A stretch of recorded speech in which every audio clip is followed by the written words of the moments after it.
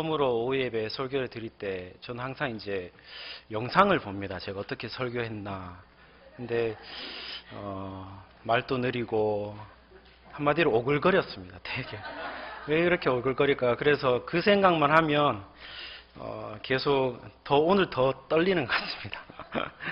예, 오늘 본문 말씀은 우리들이 잘 알고 있는, 우리 어렸을 때부터 많이 들어왔었고 전도사님들 통해서 많이 들어본 내용입니다. 그래서 오늘 사랑에 대해서 이야기를 잠깐 하려고 합니다. 사랑이라고 하면 무엇이 먼저 떠오르십니까? 사랑. 너무 좀 추상적이기도 하고 범위가 굉장히 넓습니다.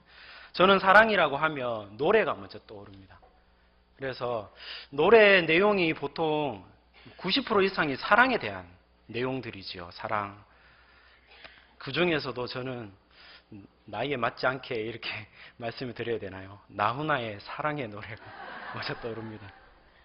그 이제 가사 내용이 이 세상에 하나밖에 둘도 없는 내 여인아. 네. 그리고 김현식의 사랑 사랑 사랑이라고 그런 앨범에 나와 있는 노래가 있습니다. 그 가사가 어떠냐면 누구나 한 번쯤은 사랑에 울고 누구나 한 번쯤은 사랑에 웃고 그것이 바로 사랑 사랑 사랑이다. 나훈아의 사랑이라는 가사를 보면 정말 사랑하는 사람을 위해서 굉장히 헌신적인 우리 장로님들 그리고 안수 집사님들께서 많이 프로포즈송으로 많이 하시지 않았나 이런 생각이 들고요. 그런데 김현식의 사랑 사랑 사랑은 굉장히 좀 다이나믹적인 그런 내용이 좀 있는 것 같습니다. 사랑 때문에 울고 웃는다라는 그 내용이 정말 우리가 사는 세상이 아닐까. 정말 사랑 때문에 울 때도 있고 사랑 때문에 웃을 때도 있는 것 같습니다. 예수님께서도 우리들에게 베풀어 주신 그 사랑이 바로 감사의 눈물일 때도 있고 감동의 눈물을 흘릴 때도 있고 그리고 더 큰 벅찬 기쁨과 더 큰 은혜의 기쁨으로 우리를 웃음을 만든다는 그런 예수님의 사랑입니다. 그렇다면 우리가 오늘 사랑에 대해서 알아볼 텐데 이 사랑이 뭔지를 알아야죠. 그러면 사랑이 뭡니까? 네. 먼저 사랑은 우리가 쉽게 생각을 해서 감정적인 것들을 먼저 생각하게 되죠. 아, 사랑은 감정이다. 뭐 심리적인 것이다. 그래서 심리학에서 보는 사랑의 정의가 있어요. 한번 들어보십시오. 심리학에서 먼저 정신분석 창시자인 우리 프로이드라는 사람이 있습니다. 그 사람이 사랑을 정의하기를 목적이 역제된 성으로 표현된 것. 그러니까 이게 쉽게 설명드리면 사랑은 성이다. 본능적인 그 성을 이야기하는 겁니다. 행동주의적 심리학에서는 어떻게 보느냐. 이 사랑을 스킨십으로 유발되는 선천적인 감정이다. 예. 그리고 밀러라는 사람 그리고 지겔이라는 이 심리학자가 사랑은 학습된 반응이고 후천적으로 배운 것이다. 그렇게 이야기를 하고 있습니다. 특히 에릭 프롬이라는 사람이 있습니다. 에릭 프롬이라는 사람이 어떤 말을 했냐면은 사랑은 기술적인 것이 아니기 때문에 사랑에 대한 지식과 노력이 반드시 필요하다. 이렇게 얘기합니다. 프로이드는 앞전에서 사랑은 본능적으로 우리가 태어날 때부터 안고 갖고 오는 것이다. 본능적인 것이다. 그렇지만 에릭 프롬이라는 이 사람은 그렇게 얘기하지 않습니다. 배우는 것이다. 배우는 것이고 주어지는 것이 아니라 노력해서 만들어가는 것이다. 라고 이야기합니다. 그래서 또 이 사람이 얘기하기를 사랑을 잘못 배우면 이기적인 사람이 되고 남을 이용하는 반사회적 사람이 될 수 있다라고 그렇게 정의 내립니다. 저는 이 에릭 프롬이라는 이 사람이 주장하는 이 정의가 저는 좀 공감을 합니다. 사랑을 잘못 알면은요, 그 사랑을 잘못 배우면 사람이 사람으로서 해야 할 도리를 하지 못합니다. 그리고 반사회적으로 정말 이기심 가득한 그 사람으로 살아가게 된다는 사실이죠. 그렇다면 우리는 사랑을 어디서 배워야 하지요? 배워야 우리가 사랑을 알고 어떻게 실천을 하지요? 또 우리는 그 진실된 사랑을 어떻게 실천할 수가 있겠습니까? 그것이 바로 오늘 본문 말씀에 나와 있다는 사실입니다. 본문의 주인공인 예수님 그리고 12제자가 나옵니다. 발을 씻기시는 내용인데 이것을 예수님의 입장과 그리고 12제자들의 입장을 보면 요약을 한 문장으로 이야기하자면 예수님을 사랑을 행하는 자로 그리고 12제자, 이 제자들은 사랑을 받는 사람으로 사랑을 당하는 자로 구분을 할 수가 있습니다. 제가 앞전에서 사랑을 받는다라고 이야기를 했는데 이 사랑을 받는다는 이 부드러운 표현이지 않습니까? 그런데 사랑을 당하다, 오늘 설교 제목처럼 당하다라는 이 표현이 좀 더 강한 것 같습니다. 그래서 제가 오늘 사랑을 받아보아야만 안다, 이것이 아니라 사랑을 당해보아야 안다, 이렇게 설교 제목을 정했습니다. 이 당하다 표현 확실히 좀 더 이해시켜줄 내용이 있습니다. 아주 오래전에 20년 전에 WTO, 우리가 우루과이 라운드라고 하죠. 그때 쌀 개방을 할 것인가 말 것인가에 대해서 이제 사회적으로 막 크게 이슈가 되었죠. 그때의 어느 한 국회의원이 쌀 개방을 반대하면서 기가 막힌 연설을 하나 했습니다. 현명한 사람은 들으면 알고 똑똑한 사람은 보면 알지만 미련한 사람은 당해야만 한다. 이 말은 쌀 개방을 통해서 국민들이 고통을 당하는 것을 보아야만 그것이 얼마나 해로운 것인가를 알겠다면 쌀 개방 찬성하는 너희 국회의원들 정말 미련한 사람들이다, 그런 뜻이죠. 지금 이 말은 정말 공감이 가고 가슴에 와닿는 말입니다. 하지만 아무리 현명한 사람이라도 당하지 않고는 알 수 없는 것들이 너무나 많습니다. 우리 이 세상에는. 제 아무리 똑똑한 사람이라 할지라도 실제로 당해보아야만 그 진실된 그 내면을 알 수 있다는 사실입니다. 그래서 이 한자로 체득한다고 하죠. 체득. 몸으로 깨달아 안다라는 뜻입니다. 우리가 인생에 있어서 중요한 것들은 모두 당해보아야만 제대로 알 수 있는 것들이 굉장히 많습니다. 특히 우리는 알지 못해서 당하는 고난 있지 않습니까? 그 고난은 우리에게 큰 교훈을 줄 때도 있습니다. 그리고 너무나 눈물 흘릴 때도 있지요. 그런데 그 교훈을, 고난에서 주는 그 교훈을 우리가 잘 소화하면, 그리고 그것을 내 것으로 만들면 인생은 한 단계 더 업그레이드 된다는 사실입니다. 이와 같이 사랑도 마찬가지입니다. 사랑을 받아보지 않고서는, 사랑을 당해보지 않고서는 절대로 알 수 없는 것이 바로 사랑입니다. 그래서 사랑은 경험하는 것이고 체득하는 것입니다. 많은 사람들이 사랑에 대해서 자신감을 버립니다. 특히 하나님이 사랑이시다, 예수 그리스도의 그 십자가 사랑을 알고 있는 우리, 이 진리를 믿고 사는 우리는 사랑을 하는 일에 있어서 다른 사람들보다 나는 정말 사랑을 정말 잘할 수 있어, 정말 뛰어나게 그 스킬을 다 알고 있어, 사랑이 무엇인지 알고 어떻게 해야 하는지도 나는 다 알고 있어 라고 그렇게 생각을 합니다. 그러나 대개의 경우 착각하는 경우가 굉장히 많습니다. 진짜 사랑이 무엇인지, 진짜 사랑 때문에 울고 웃는 그것이 무엇인지 모르고 하는 말들이 굉장히 많다는 말입니다. 자신이 사랑이라고 하는 것이 때로는 자신의 욕심일 수도 있습니다. 방금 우리 본문 말씀 읽었지요. 진짜 사랑이 무엇인지 나옵니다. 진짜 사랑. 오늘 말씀을 통해서 우리가 진짜 사랑이 무엇인지 깨닫고 실천하는 우리 한 분 한 분 되시기를 원합니다. 먼저 예수님으로부터 발 씻김을 당한 제자들, 정말 사랑을 당한 그 제자들의 심정은 어떠했습니까? 정말 제자들은 엉겹결에 예수님으로부터 발 씻김을 당했습니다. 이것을 제자들은 얼마나 당혹감을 느꼈을까요? 옛날에 우리 이런 말이 있습니다. 스승의 그림자는 밟아서도 안 된다, 그런 말 있죠. 그런데 요즘은 그림자는 그냥 대놓고 밟아버릴 때가 너무나 많습니다.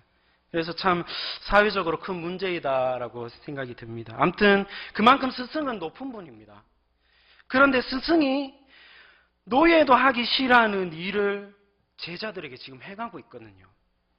생각해 보십시오. 이스라엘은 사막 기후에 해당하기 때문에 여러 가지 먼지나 오물로 노출되어 살아가고 있습니다.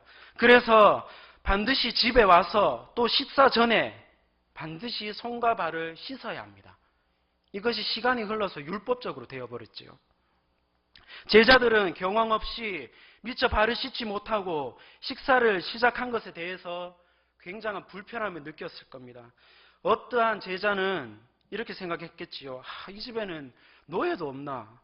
발을 씻지 않고 식사를 하려고 하니까 정말 개운치 않네, 굉장히 불편하네, 이렇게 생각을 하는 제자들도 있었을 겁니다.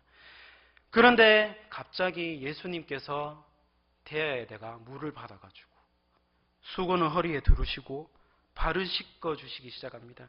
정말 엉겁결에 예수님께 발 씻김을 당했습니다. 그들은 모두 예수님의 사랑에 대해서 정말 3년 동안 많이 봤지요, 들었지요, 눈으로 보고 입으로도 또한 시인을 했지요. 베드로는 그렇게 3년 동안 그 사랑에 대해서 배워왔는데 이번에는 완전 다르는 겁니다. 이번에는 정말 한 번도 경험하지 못했던 정말 놀라운 사랑에 대해서 그 12 제자들은 어함이 벙벙했을 겁니다. 너무 큰 충격이었지요. 정말 완전 역설적인 상황입니다. 스승이 제자의 발을 씻긴다. 완전 역설적이지요. 제자가 스승을 발을 씻기는 건 당연한 건데, 저는 하늘나라에 가서, 좀 어르신들 너무 죄송합니다. 하늘나라에 만약에 가서 이제 그 하늘나라에 있는 하나님과 같이 있는 그 모세, 여호수아, 바울, 다윗 이런 사람들 만나보고 싶지만은 그 중에 12 제자들한테 가가지고 그 제자들한테 가서 물어보고 싶습니다. 그 당시 발 씻김 당할 때 마음이 어땠냐? 진짜 마음이 어땠습니까? 스승이 발을 씻기는데 어떠했어요? 좀 정말 궁금합니다. 그 마음이. 우리가 수련회에서나 그럴 때 발 씻김을 당하지 않습니까? 그때 우리 마음이 찌릿찌릿하고 뭉클하지 않습니까? 그런데 완전하신 그 하나님께서 내 발을 씻긴다. 야, 이거 참. 우리가 인생을 살아가다 보면 역설적인 상황이 주는 큰 깨달음, 그리고 놀라움이 있습니다. 어떠한 문제로 내가 신음하고 아파하고 있을 때 내 자녀가 툭 던진 말에 무릎을 탁 칠 때가 있습니다. 그렇게 할 수 있겠구나. 그리고 어떨 때는 스승이 제자한테도 한 수 배우는 그런 경우도 있습니다. 스승이 제자의 발을 씻긴다. 주인이 종의 발을 씻긴다. 스승이 제자 앞에 무릎을 꿇는다. 정말 이 사건은 정말 예수님의 이 방식, 정말 상상이 되지 않는, 우리들에게 정말 충격 요법으로 다가오는 것 같습니다. 정말 우리의 상황을, 우리의 상식을 뛰어넘는 것이죠. 예수님의 인생 가운데 충격적이고 감동적인 사건이 이 발 씻기는 사건뿐만이 아닙니다. 그 중에서도 바로 빌립보서 2장 6절에서 8절 말씀입니다.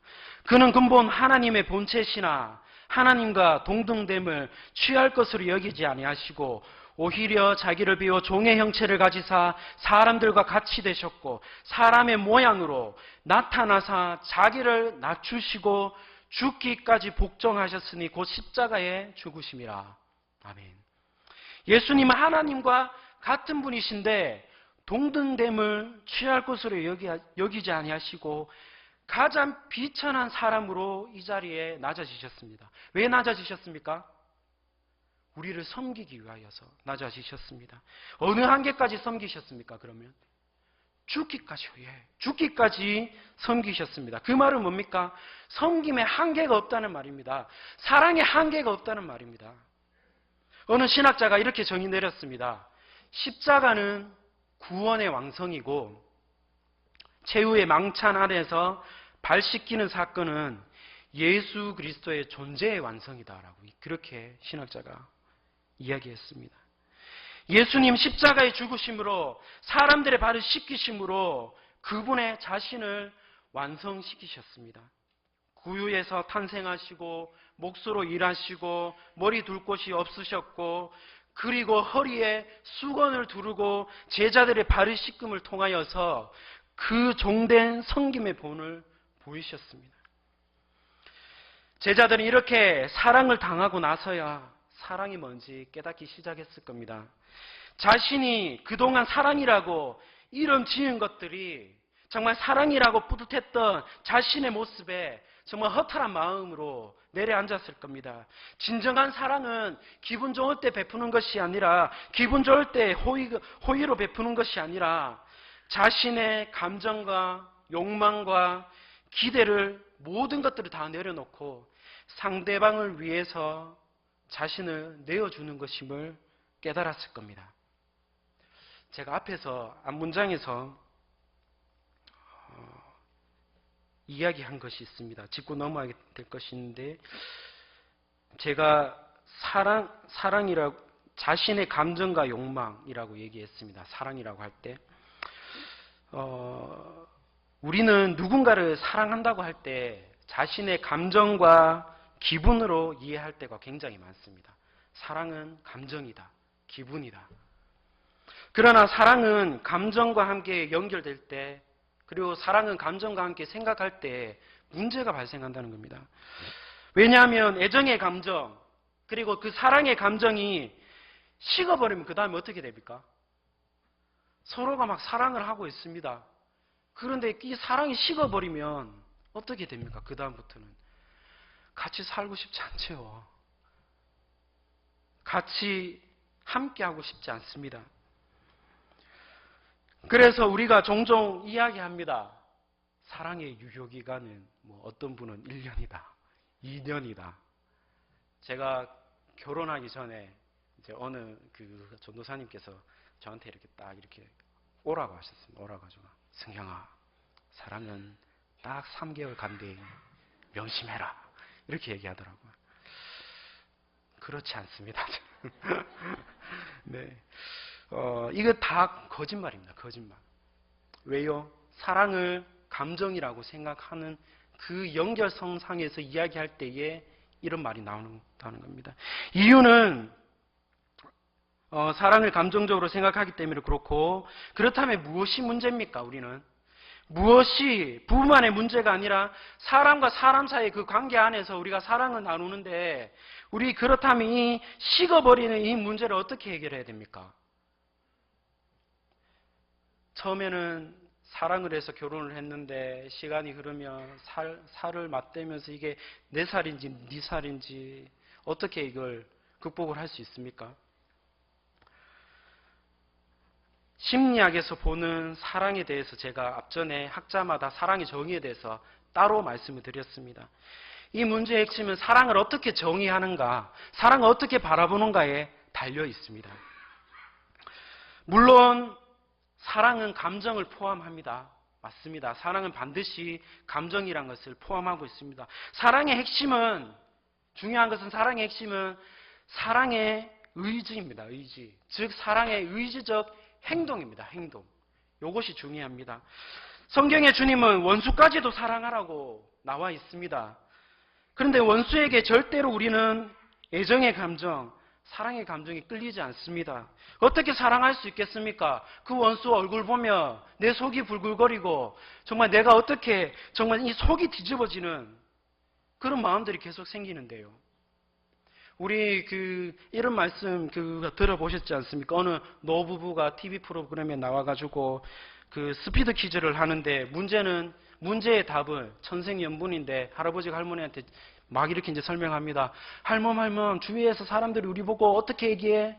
어떻게 우리 관계를 어떻게 얘기해? 그러니까 할멈이 왼수 이렇게 얘기하지 않습니까? 아니야, 네 글자. 가만히 생각하다가 평생 왼수 이렇게 얘기하지 않습니까? 성경에도 나와 있어요. 마태복음 10장 36절에 보면 사람의 원수가 자기 집안 식구니라. 그러나 하나님은 자기 집안 식구든지 남이든지 원수를 사랑하라고 합니다. 원수를 사랑하라고 할 때 감정의 사랑이 아니라 의지의 사랑을 하라는 겁니다. 사랑의 감정이 끌리지 않아도 사랑의 의지로, 사랑의 행위로 실천하라는 겁니다. 심리학의 대가인 스톤버그라는 사람이 있습니다. 이 사람이 사랑의 정의를 내릴 때 사랑의 삼각형 이론을 내립니다. 사랑의 3요소라고 있는 건데요. 첫 번째는 먼저 좋아함입니다. like, 좋아함, 친밀감이라고 하죠. 두 번째는 열정입니다. 열정. 그리고 세 번째는 반드시 빠지지 말아야 될 의지입니다. 의지적인 행동. 요 세 가지가 있어야지만 사랑을 이룬다라고 이야기합니다. 실제로 있었던 이야기입니다. 상담가이면서 목사님이신 이 목사님에게 어느 한 집사님이 찾아왔어요. 울면서 찾아오는 거예요. 울면서 찾아와가지고 목사님, 제가 이제 살지 못하겠습니다. 제 남편 때문에 살지 못하겠습니다. 이 남편 때문에 내 인생이 망가졌습니다. 이 남편 때문에 내 모든 것들이 송두리째 뽑혀나가서 내 마음이 너무나 아프고 상처 입었고 내 인생이 송두리째 날려먹었다는 그 말에 목사님이 충격을 먹은 거예요. 정말 이야기를 들어보니까 남편이 너무하거든요. 그래서 막 이 집사님이 계속 얘기합니다. 복수하고 싶습니다. 그 남편 정말 괴롭히면서 이혼하고 싶습니다. 그렇게 이야기하는 겁니다. 그래서 이 목사님 그 얘기를 다 듣고 난 다음에 최대한으로 정말 위로해 주고 격려해 주었습니다. 그리고 마지막으로 목사님 이렇게 말씀하셨어요. 집사님, 그러면 제 말대로 하시겠습니까? 그러니까 네, 목사님, 제가 복수만 할 수 있다면, 이 남편을 위해서 내가 괴롭혀 줄 수 있다면 내가 뭐든지 하도록 하겠습니다. 그러면 집사님 이렇게 하십시오. 지금부터 당장 집에 돌아가서 당신 남편을 진짜 사랑하는 것처럼 행동하십시오. 사랑하는 것처럼. 남편이 당신에게 얼마나 귀한 존재인지 그렇게 행동을 하십시오. 칭찬해 주십시오. 가능한 최대의 한으로 친절하게 베풀고 너그럽게 대해 주십시오. 때로는 마음에 너무나 억울한 마음이 들면 뒤에 가서 욕해도 됩니다. 그렇지만 남편 앞에서는 반드시 사랑하는 것처럼 행동을 하셔야 됩니다. 웃으셔야 됩니다. 당신이 남편을 사랑하는 것을 남편이 믿게 행동을 하셔야 됩니다. 2달간만 하십시오. 그렇게 하면 되겠습니까, 목사님? 예, 그렇게 하십시오. 그래서 쪼르르 갔습니다. 그런데 이틀 후에 전화 옵니다. 목사님, 안 되겠습니다. 도저히 안 되겠습니다. 제가 어떻게 해야 됩니까? 얼굴만 보면 막 속이 막. 안 됩니다, 집사님. 반드시 하셔야 됩니다. 2달간만 하십시오. 예, 알겠습니다, 목사님. 순종하겠습니다. 근데 석 달이 지나고 넉 달이 지나도 연락이 안 오는 거예요. 그래서 목사님 너무 궁금해가지고 전화를 했습니다. 집사님, 어떻게 지냅니까? 이혼 소속 밟아야지요. 서류 준비하세요. 이렇게 얘기하니까, 어머, 목사님 무슨 말씀이세요? 어떻게 그런 말씀하세요? 그렇게 얘기하는 겁니다. 이제는 정말 너무너무 남편을 사랑하는 걸요 라고 그렇게 이야기하고 끊었습니다. 집사님이 남편을 의지적으로 사랑한 결과 그 집사님의 마음, 그 집사님의 그 감정이 바뀐 겁니다. 사랑의 행동이 사랑의 감정으로 바꾼 겁니다. 우리가 원수도 사랑하라는 예수님의 말씀에 순종하는 그 의지적인 사랑, 그 의지적인 행동을 보여주면 상대방과 나와는 정말 하나님께서 빛 가운데로 이끌어 주실 줄 믿습니다. 감정이 아니라 의지로 사랑을 보여준다면은 그 사랑의 빛 가운데 우리가 서로 원수는 아니지만 우리가 서로 사랑을 나누고 교제 나눌 수 있다는 사실입니다. 이것이 바로 하나님의 말씀에 순종하는 사랑의 위력이죠. 이것이 예수 그리스도의 말씀의 위력이고 예수 그리스도의 위력입니다. 이 위력을 가장 완벽하고 가장 완전한 모습으로 보여주신 것이 뭡니까? 바로 이 안 보이네. 십자가의 사랑이죠. 예수님은 사랑의 의지와 감정을 가지고 우리에게 가장 밑바닥에서부터 섬김을 보여주셨습니다.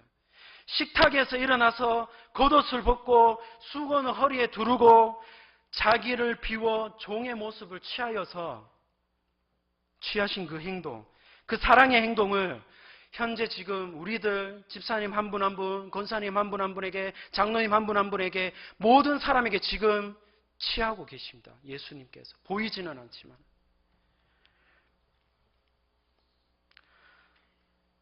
수건을 허리에 두른다. 이 말에 우리 좀 집중해 봤으면 좋겠습니다. 유대인들 전승에 따르면 집안에서 일하는 종에게도 계급이 있다고 합니다. 계급. 종에게도 계급이 있다고 합니다. 집을 지키는 종, 집안일을 하는 종, 심부름을 하는 종, 밭일을 하는 종, 시종 드는 종. 그 중에서도 가장 낮은 계급이 바로 발 씻기는 종이라고 합니다. 그런데 발 씻기는 종은 그 특별한 표식이 있다고 해요. 바로 허리에 수건을 두르는 겁니다. 그래서 멀리서만 봐도 허리에 수건이 있다면 아, 쟤는 발 씻기는 종이구나. 바로 알 수 있다고 합니다. 예수님은 허리에 두르신 그것은 바로 허리에 수건을 두르신 그것은 바로 제자들의 발을 씻기고 닦아주기 위한 그 섬김뿐만이 아니라 나는 너의 종이다라고 지금 이야기하고 있습니다. 허리에 수건을 두른다. 마태복음 20장 28절에 인자가 온 것은 섬김을 받으려 함이 아니라 도리어 섬기려 하고 자기 목숨을 많은 사람의 대속물로 주려 함이라. 아멘. 사랑과 섬김으로 우리에게 오신 예수님이십니다. 우리가 교회에서나 세상에서 주님의 일을 한다고 합니다. 자주 이런 말을 합니다, 서로. 정말 주님의 일을 하는 것이 어떤 것입니까? 그것은 주님처럼 섬김의 종이 되는 것이고 사랑의 종이 되는 것입니다. 내 생각과 방법, 내 뜻과 목소리, 나의 고집과 자존심을 그대로 드러내는 것이 아니라 그것을 사랑의 수건에다가 다 집어넣습니다. 그것을 섬김의 수건에다가 다 고이고이 싸가지고 내 허리에 둘러서 바로 어느 누군가에게 무릎을 꿇는 것이 바로 주님의 일을 한다. 사랑의 일을 한다는 것이죠. 하지만 우리는 어떻습니까? 예수님의 섬김은 우리가 실천하고 있습니까? 하나님, 내 감정이, 내 자존심이 상하기 전까지만 섬기겠습니다. 하나님, 내 권리가 손상되지 않을 정도만 섬기겠습니다. 하나님, 내 이익이 손상되지 않을 정도만 섬기겠습니다. 내 체면이 구겨지지 않을 때까지만, 내 재산이 손실이 생기기 전까지만 섬기겠습니다. 내 신상에 피해가 생기기 전까지만 섬기겠습니다. 우리 다 이런 마음으로 갖고 주일 예배 드리고 하지 않나요? 저한테도 하는 말입니다. 자신의 욕심만 내세우고 있지 않는지 우리는 생각해 보아야 합니다. 예수님은 그 모든 한계를 초월하여서 목숨을 다 내놓기까지 섬기셨습니다. 예수 그리스도 안에서 드러난 하나님의 사랑에 대하여 우리가 당하여 쓰러질 때까지 그분을 찾고 사모하고 배우고 따르는 우리 모든 분들 되시기를 원합니다.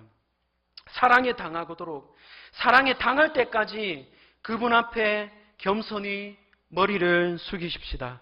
그리할 때 그 사랑으로 우리가 사랑의 흉내라도 낼 수 있게끔 참된 그리스도인으로 변화되리라 믿습니다. 시를 한 편 읽어드리겠습니다. 제목 수건. 허리에 수건을 두르고 팔을 걷어붙이니 나는 가장 천한 존재가 되네 이 밤에. 대야 가득 물을 채우고 무릎을 꿇고 앉으니 나는 가장 낮은 종이 되려네 너에게. 발 씻기리 죄 씻기리 너의 모든 눈물 씻기리 몸 씻기리 마음 씻기리 너의 상한 영혼 씻기리 내 너의 종이 됨으로 너의 참된 주인 되리니.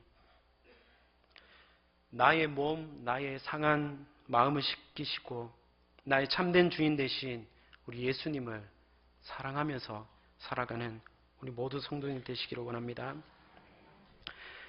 하나님 아버지 감사합니다.